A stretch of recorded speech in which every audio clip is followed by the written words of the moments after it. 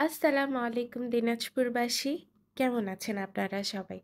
আমি যখন দিনাজপুরে আসি আমার কেমন জানি ভিতরে লাগে আমি বলে বুঝাইতে পারব না। ভাষায় প্রকাশ করতে পারব না আমি আসলে।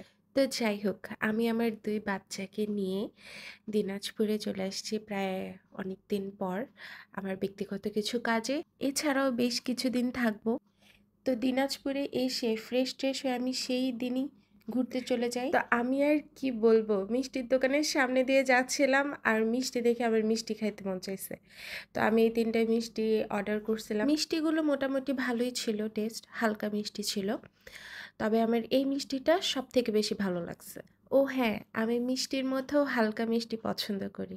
যাই হোক, তো এরপর আমরা লং ড্রাইভে যাই, অনেক ঘোরাঘুরি করি। দেন রাতে আমরা যাই কোফতা খাইতে। দিনাজপুরে আসলে এখানে আমার আসতেই হবে ঘরের মোড়ে কোফতা খাইতে। তো আমি আমার শ্বশুরবাড়ির ফ্যামিলি মেম্বারদের নিয়ে চলে গিয়েছিলাম কোফতা খাইতে। ১ম আমি কোনোভাবে এদের কোফতা খাইতাম না। পরে ধীরে, ধীরে খাইতে, খাইতে আমার এত ভালো লাগে গেছে যে আমি সবথেকে বেশি কোফতা খাই। আর এটা হচ্ছে ওখানকার পাখিটা, টিয়া পাখিটা খুব সুন্দর করে কথা বলতে পারে। আচ্ছা, ওর নাম তো বলি নাই। ওর নাম হচ্ছে রানী। ও একটা ছেলে পাখি বাট ওর নাম রানী। আচ্ছা যাই হোক, এই যে আমাদের কোফতা চলে এসছে। আসলে এই কোফতাগুলো অনেক মজা। আমি এখানকার ছাড়া আর অন্য কোথাও খাই না। তো আপনারা চাইলে এখানকারটা টেস্ট করে দেখতে পারেন। ভালো আছে, অনেক ভালো।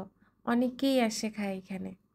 এরপরে লাস্ট আমরা চলে যাই চা খাইতে বালুবাড়িতে। এটা ফেমাস। অনেক ভিড় হয়, অনেক মানুষ আসে, অনেক খায়।